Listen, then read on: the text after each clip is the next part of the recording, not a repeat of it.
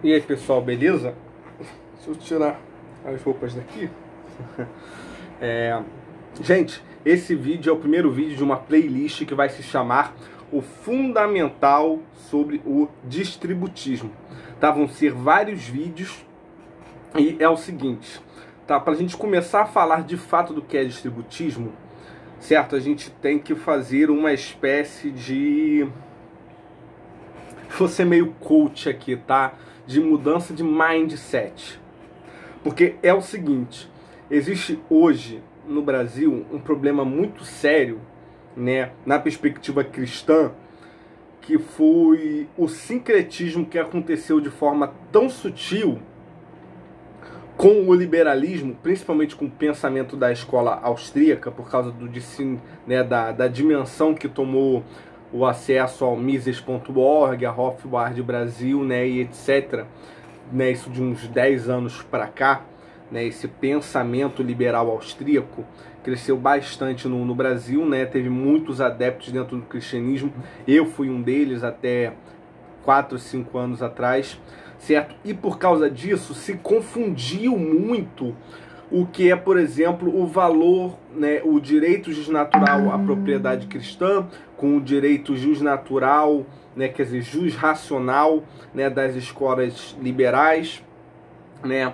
o fato da teologia da libertação, né, do marxismo estar infiltrado na igreja também ajudou um pouco essa confusão, porque o escândalo do marxismo explícito na igreja foi tão grande, né, que fez as pessoas com certo pavor, né, buscar uma resistência a isso, correram para um sentido diametralmente oposto, que é o liberalismo, buscando refutações, né, pelos canais liberais, etc. Então aconteceu que hoje nós temos muitos conceitos dentro, né, das mídias cristãs pró-liberalismo, pró-capitalismo, etc., né, porque convenceram-se de que alguns argumentos liberais eles são intrínsecos ao pensamento cristão, certo? Mas não é bem isso. Então, essa playlist, né, eu vou primeiro falar em que se fundamenta, certo, o pensamento católico, certo? E para isso eu vou falar de o que é o pensamento econômico e político para Tomás de Aquino, para Aristóteles, etc. Certo? Então, após falar isso, após fundamentar um pouco, né, o que é o pensamento católico, para a gente começar a distinguir como se fundamenta o direito à propriedade para o pensamento católico, para o pensamento miguelista, para o pensamento da escolástica, da Salamanca, né, de teóricos, né, espanhóis e portugueses, do pensamento iluminista, liberal, protestante, etc. Então isso vai ser o primeiro ponto para causar essa ruptura, né, e vocês perceberem que o que a gente chama de direito à propriedade, né, a direito à liberdade, etc., não é algo tão compatível ao pensamento austríaco e liberal. Os próximos vídeos, certo, vai ter uma bateria de vídeos explicando os problemas de alguns pensamentos austríacos, certo? Vou falar sobre o valor subjetivo, vou falar sobre a praxeologia, né, e etc. E é claro que quando eu vou apontar os problemas do valor subjetivo, eu não vou estar defendendo o valor trabalho nem nada do gênero, né? Até porque, como alguns próprios portais de liberalismo austríaco, né, já falaram, a verdade é que o valor subjetivo que a escola austríaca trouxe é praticamente um reavivamento de uma perspectiva já subjetiva de valor que a gente já tinha desde a Salamanca, certo? Então, nesse ponto nós não estamos tão distantes, porém não é exatamente a mesma coisa, tá? Então, primeiro, antes de a gente falar de fato de distributismo, a gente vai ter que, né, eu vou mostrar para vocês todas as bases, tá bom? De que a gente tem que desassociar a perspectiva econômica, o que é justo, o que é injusto, o que é moral, o que é imoral, certo? Para desassociar o pensamento católico do pensamento liberal, da escola austríaca. Beleza? E eu estou falando explicitamente da escola austríaca porque, é claro, né, eu sei que existe o liberalismo clássico, o pós-marginalismo, né, da escola austríaca, tem as escolas, né, de monetaristas, como a escola de Chicago, etc. São vários e vários liberalismos, cada um deles tem seus problemas. Eu vou estar batendo especificamente, certo, numa apologética austríaca, porque é o que tem de mais comum e é o que tem causado um dos maiores problemas, né, no catolicismo hoje, beleza? Já falei muito, já tem 5 minutos, então para esse vídeo ser curto eu vou ler um texto meu, como é de praxe, que é o que? Esse texto ele é uma estrutura cronológica do pensamento econômico da igreja, certo? E suas fontes. Então vamos lá, ó. Algumas noções de economia e a estrutura cronológica do pensamento do distributismo, ou da DSI católica. Em 380 a.C., Platão descreve o estado ideal em A República, onde defende que a propriedade pertence a todos, ou seja, constrói as bases a partir da noção de virtudes de que deve haver a preocupação com o bem comum. Em A República, Platão descreveu a constituição política e social de um estado ideal que, segundo ele, funcionaria de modo econômico, com produtores especializados fornecendo, né, produtos ao bem comum, certo? Seria uma grande partilha de bens e etc. Então, assim, né, Platão se distingue um pouco, né, de Aristóteles. Platão tem um pensamento bem mais coletivista. Isso vai ser explicado na parte 3 da playlist, certo? De introdução à propedêutica da ontologia, onde eu vou mostrar que a diferença entre Platão e Aristóteles na questão de Estado e economia se dá por causa da diferença da ontologia deles. Continuando. Em 350 a.C., certo? Ou seja, 30 anos depois de Platão, Aristóteles argumenta em favor da propriedade privada, contrariando Platão com a propriedade comum. Porém, argumenta, né, contra o acúmulo de dinheiro como um fim em si, mesmo pelos mesmos pressupostos de virtude, como eram defendidos em Platão, em que o uso da propriedade deve ter a preocupação com o bem comum e não com o lucro para si. Tanto Platão quanto Aristóteles viam a economia como uma filosofia moral. Em vez de analisar como funcionava um sistema econômico, eles tiveram ideias de como ele deve funcionar. Ou seja, economia, entre os clássicos, era idealização normativa e não um estudo descritivo. O enfoque normativo da economia persistiu durante a era cristã. Em 1225, Tomás de Aquino diz que o preço de um produto é justo só se o lucro não for excessivo e não existir má-fé na sua venda. Mas o que é preço justo? Segue um seguinte organograma, né? Eu não tenho como colocar a imagem aqui, porque eu não sei editar. Um dia talvez eu edite e jogue uma imagem, certo? Tem um organograma lógico, né, que é o seguinte: o mercado precisa de mercadorias. Os comerciantes só fornecem mercadorias se tiverem uma recompensa, que é o lucro. Mas também existe um aspecto moral. Para que os preços não sejam injustos, o lucro não deve ser excessivo, né, porque a ganância é pecado, e não pode haver má-fé ao se fixar o valor das mercadorias, e o comprador deve aceitar livremente o preço. A primeira diferença, né, do liberalismo da escola austríaca está aqui, né, para a praxeologia de Ludwig von Mises, né, e para o pensamento austro-libertário. A única coisa que vai legitimar, né, que vai dizer se uma troca foi ética ou não, é se ela fere ou não o PNA. Ou seja, eles têm como único pressuposto, né, se o comprador aceitou livremente o preço ou se, né, o assalariado aceitou livremente o salário. No pensamento de Tomás de Aquino não, tem todas essas coisas, né? Então, vamos lá. Agora tem aqui, ó, cadê? Por exemplo, é claro que, como a gente vai falar o que é um preço justo? Seria valor trabalho e etc? Não. É óbvio que o valor objetivo de preço não existe, certo? Há de se levar em consideração, né, o valor subjetivo, questões como oferta e demanda, questões como utilidade, etc. Só que, né, um exemplo. Por exemplo, pessoas compram em atacado Guaravita em lotes, onde cada Guaravita sai a 60 centavos e revendem a R$2. Mas quando está em época de turismo, vendem o Guaravita na praia para os gringos a R$7, só porque eles representam uma demanda mais expressiva, porque a moeda deles vale mais, etc.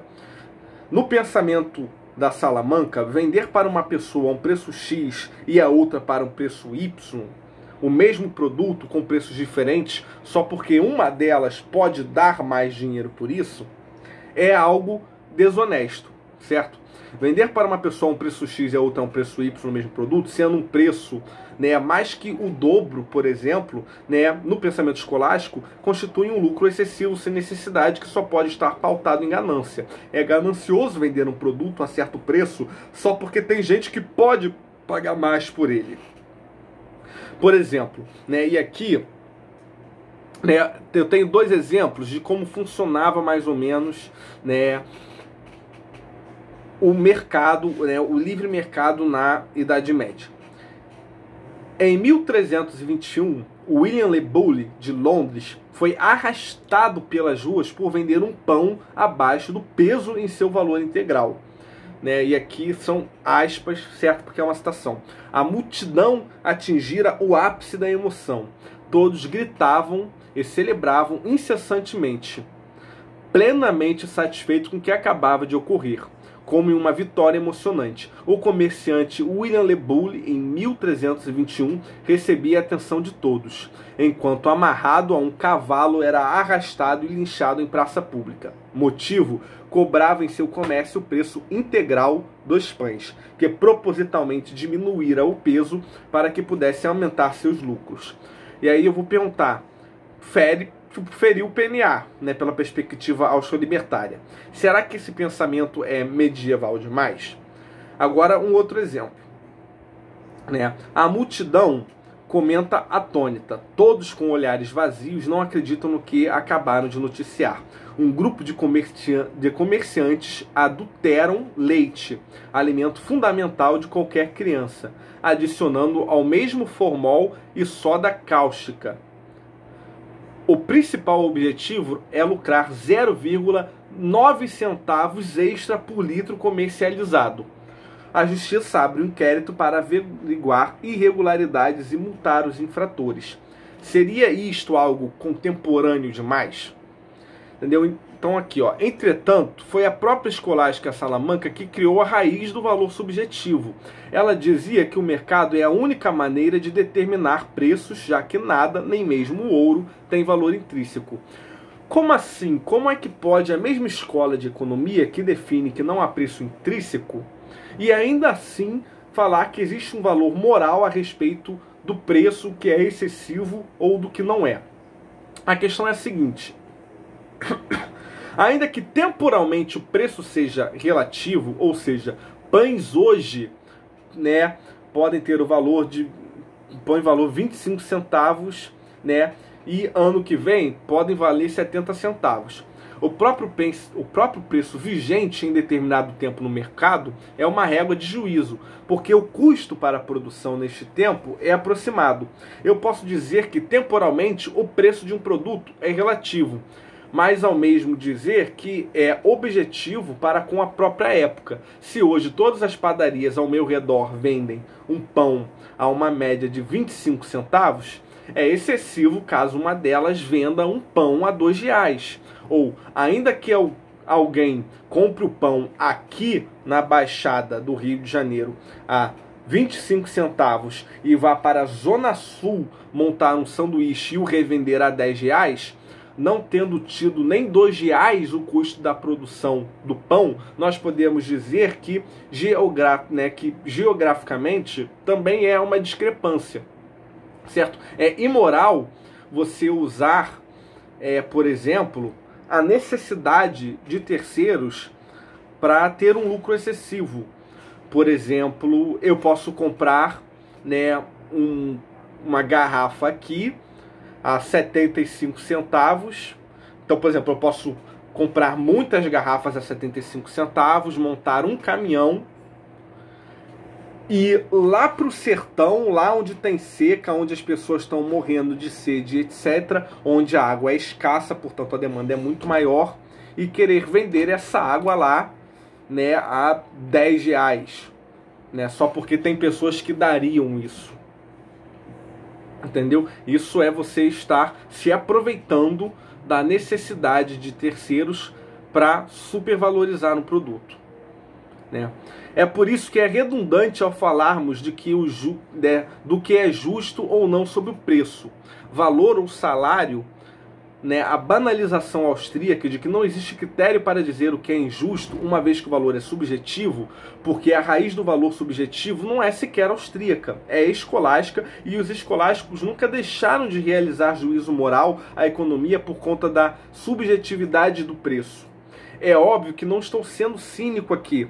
Se nós formos fazer um debate, né, sobre pensamento econômico, sobre o que deveria ser o preço justo ele deve se basear no custo, né, no custo de produção, ele deve se basear na quantidade de trabalho, isso ele deve se basear em tempo. Eu sei que existem diversas aporias para cada uma dessas tentativas de resposta, mas no máximo nós podemos dizer que a dificuldade de conseguir, né, encontrar uma régua de critério para o que é o preço justo ou o que é o preço injusto é uma dificuldade que se dá porque a razão humana é limitada.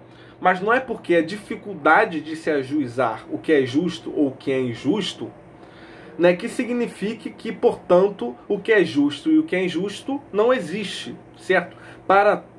No momento que eu estou falando para católicos, a gente precisa compreender que, tal como é intuitivo que existe o mal e o bem, também é intuitivo que existe o bom e o mal, certo?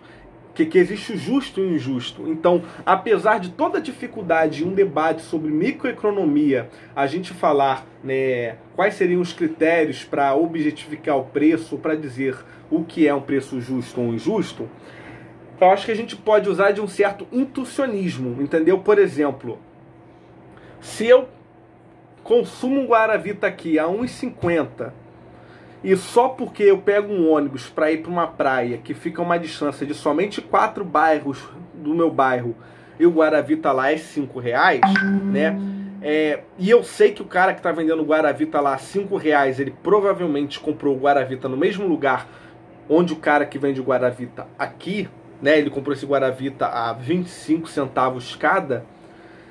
É meio, entendeu? É meio que intuitivo que esse preço é injusto. Qualquer pessoa, mesmo austríacos, né, que ficam fazendo esses malabarismos retóricos para falar que é impossível objetificar, né, preço e etc. Ora, qualquer pessoa já passou por alguma situação em um mercado em que você ajuizou de forma puramente intuitiva que o valor de alguma coisa estava caro demais, que o valor de alguma coisa foge um preço médio de mercado para aquela região e para aquele tempo específico, certo? Então, vamos lá. Tomás de Aquino disse: homem algum deve vender uma coisa a outro homem por mais do que ela vale. Tomás de Aquino admitia que a ganância era um pecado mortal, mas ao mesmo tempo entendia que, se um comerciante não tivesse o incentivo do lucro, ele deixaria o comércio e a comunidade seria privada das mercadorias que necessita. Aquino concluiu que o comerciante pode cobrar um preço justo, o que inclui um lucro decente, mas exclui o lucro excessivo, que é pecaminoso. Quanto ao segundo pressuposto, né, não pode haver má-fé, se dá na alienação do trabalhador quanto ao salário, ou como alienação de demanda quanto ao preço, né? O preço só é justo ao comprador que concorda livremente em pagar, dispondo de informação honesta. Por exemplo, o gringo que compra o sanduíche a 10 reais, não basta querer comprar. Ele deveria ter a informação de que esse sanduíche custou 3 reais a quem o fabricou. Aquino usa como exemplo um navio que atracaria. né? O vendedor deve ser honesto e contar ao comprador os fatos que podem baixar ou aumentar o preço no futuro, como um navio que logo vai atracar com especiarias baratas, né? Outro exemplo é um vendedor de açaí em uma esquina que por acaso não tem granola e você, querendo granola, pergunta se há outra barraca de açaí e o vendedor omite informação. Mesmo havendo uma barraca de açaí a 2 ruas de distância, ele mente e diz que não, que só há a dele para te vender o produto sobre alienação. Ou seja, aceitar livremente um preço ou um salário só é uma proposição válida se a pessoa está ciente de tudo o que envolve determinado contrato ou determinada compra. A gente precisa saber, né, quanto tempo de validade um produto perecível ainda tem. Eu preciso, né, um trabalhador assalariado, por exemplo, a empresa precisa ter um mínimo de transparência e ele precisa saber o quanto a empresa fatura mensalmente, né, o quanto a empresa gasta, paga com impostos, o quanto a empresa paga em mão de obra total, não só para ele, mas para outros funcionários, né? Todo um contra-cheque e etc, né? Por exemplo, tanto é que caso em contrato não conste algo que o trabalhador venha a descobrir, como gases tóxicos em uma mina a qual foi contratado a garimpar, ele pode entrar com processo, porque a informação não consta no contrato, certo? Tomás de Aquino também diz que ter posses é natural e bom, mas a propriedade privada é menos importante que o bem público.